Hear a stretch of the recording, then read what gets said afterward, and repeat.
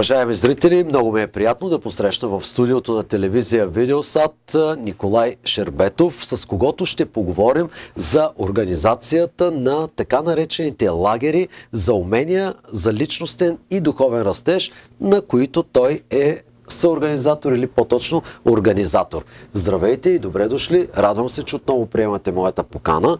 Каква е целта на тези лагери, които организирате? Като тип форум, срещи, питник, разходки, прочетох предварителната информация, обучения, тренинги, всичкото с, може би, цел за личностен и духовен растеж, както казах в началото. Но по-общо, каква е целта на тези срещи? На вас и на публиката. Благодаря за хубавото представяне. Целта е една. Хората да имат едно място, където да се запознаят. Където наистина хората да имат времето наистина да се опознаят, защото в днешно време знаете, че живеем в много забързан свят. И тези дигитални инструменти като Facebook, Viber, телефони, всякакви други социални мрежи, бързи срещи, нетворкинг събития, хората нямат време да се опознаят, да разберат кой е истинският човек, който стои срещу тях. Да. И за това решавате да ги сближите хората така в по-различна среда, така да го кажем. Да.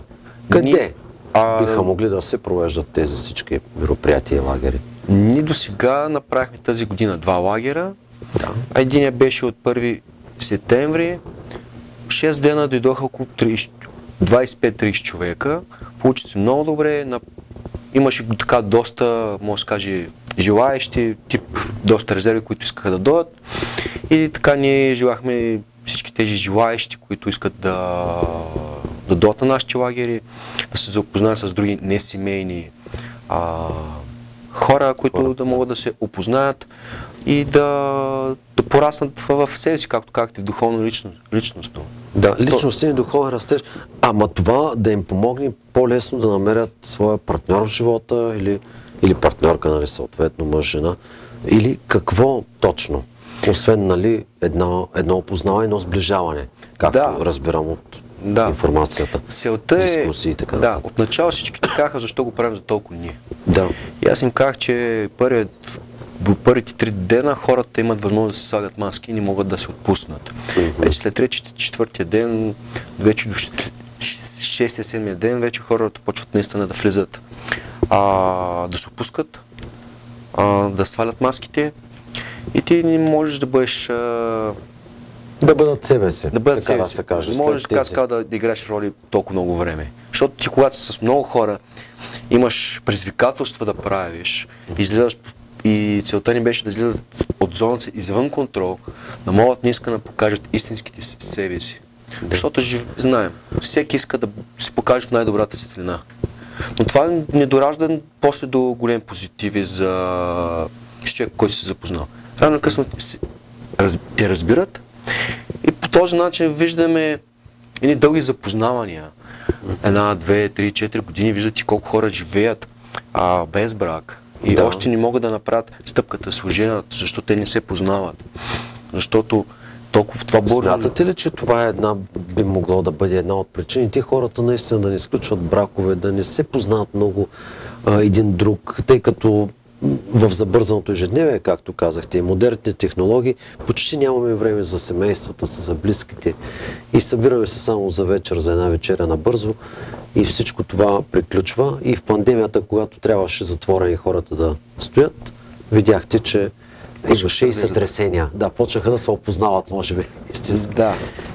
Така ли, нали, го виждате и вие? Да, аз мога да кажа от моя гледна точка и от други хора, които сме общували, една от причините е това. Другата причина е хората да не искат да опознаят другия и да бъдат опознати. Просто хората имат травми, които не искат другия човек да ги забележи. Да, да бъдат разкрити. Може би за това слагат маски, както казвате. Да, в слабите страни не искат да се покажат, всички искат да бъдем готини, забавни. Виждате във Фейсбука хората ни показват себе си, показват едни хубави снимки, едни ступени хора с костюми, едни хубави усмивки, фотошоп се правят и когато в живота отидеш този човек да го познаеш, виждаш, че този човек живее много нещастно. Да, в Ще е много реалността, позначен. когато го срещнеш и този човек ти стане партньор или партньорка, независимо, и разпознаеш, че това е една маска, няма ли да се стигне до още по-големи така сътресения, колизии и противоречия?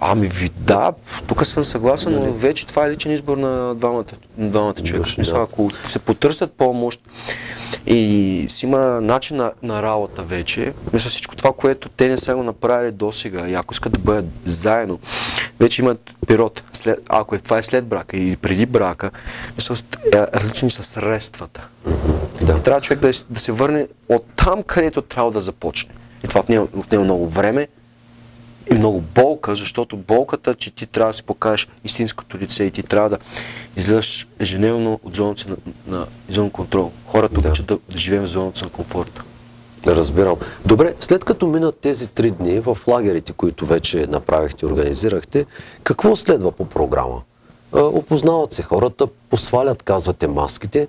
Какво после им предлагате като дейности и игри, ако щете, каквото обмяна, опит, дискусии? Да, в бъдеще това, което мислим е да направим онлайн срещи, но в момента сме в процес на измислене на концепцията, търсим партньори, защото в момента сме малък екип и наистина всеки, който гледа това предаване, призовавам всеки в нашето служение има място да се покаже неговата дарба, талант и възможности. Ще покаже на всички други какъв е. Защото и аз бях наистина от начало прекнат, че аз няма да се справя, че аз съм такъв, провал, но... Кой ви опреква? Ваши познати, близки? И познати, приятели, хора, други служения. Специално за тези... Да, за лагерите. Да. Нямаха доверие, но аз направих една важна крачка. Да. Крачката, когато оставих всичко на Бог. И когато оставих всичко Бог да го движи и казах, Господи, аз съм слаб, хората ми мислят за глупав, но аз знам, че съм силен, аз знам, че съм умен и знам, че ти ще ми дадеш точните инструменти и точните хора по начина да го направя. По някой път много хора търсят Господа и Господа не идва. Не, по някой път искай качества и умения от Него, Той ще ги прибави и ще постигнеш нещо, което ти по-човешки мога да пристигнеш. И така тези хора ще имат самочувствието, че те могат да постигнат нещо. Затова много хора в живота не могат да постигнат нещо, защото те са седали в самочувствие. Но ние наистина имаме велик Бог. И наистина, когато ние си го приемем, го потърсим и го оставим нещата в Негови ръце и ние да го следваме, се покоряваме, се случат такива неща, които се случиха на лагера и след лагера.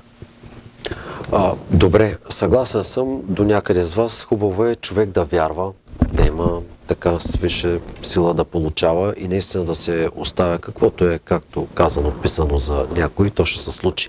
Да. Но случиха ли се партньорства добри на тези срещи, които до сега организирахте, за да може да кажем за напред хората да предпочитат и да се възползват наистина от такива? Да, случиха се така. Добри партньорства, с доста от тях си поддържат много добра комуникация, доста от участниците поддържаме добър контакт, много хора решиха да помагат с каквото могат. Мисля, че ми питахте какво следва сега. На 16-те едно от участниците говори с техния пастор в техната църква и в момента с тях ще организирам на 16 декември. 16 декември. Такава събитие за Несим.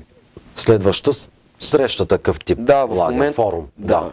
Той ще бъде за един ден. Къде ще бъде? В Търговище. В Търговище. Да, подготвяме до края на годината също да направим нещо в София. В момента чакаме наши партньори в момента да ни потвърдят и да направим нещо заедно.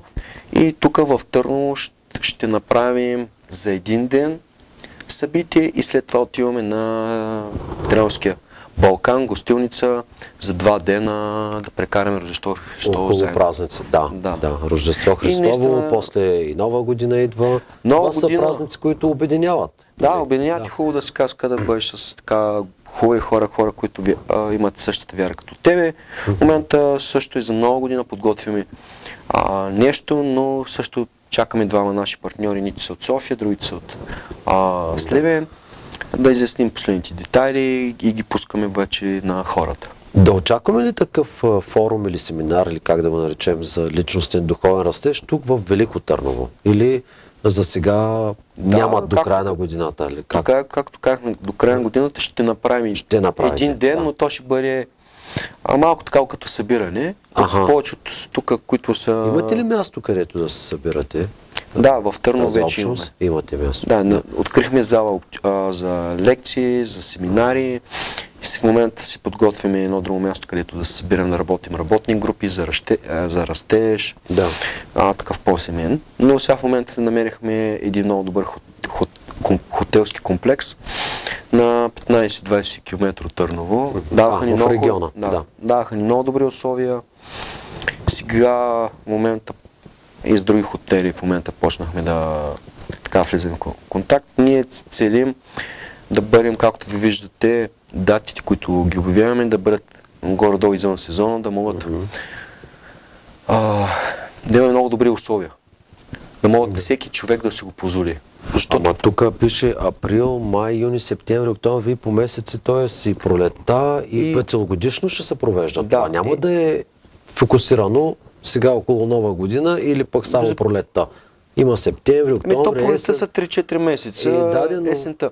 Точно това говорим, че пролетта... Ще стане традиционно тези срещи. Това е така ни надеждата. Наистина, ако екипа се увеличава и ако имаме партньорство в други служения, други църкви, други хора, които искат да ни помогнат, да ви бъдат партньори. Да, хотелски комплекси, защото ако ни отнемат много от тази работа, която ние правим, ще имаме повече време да организираме.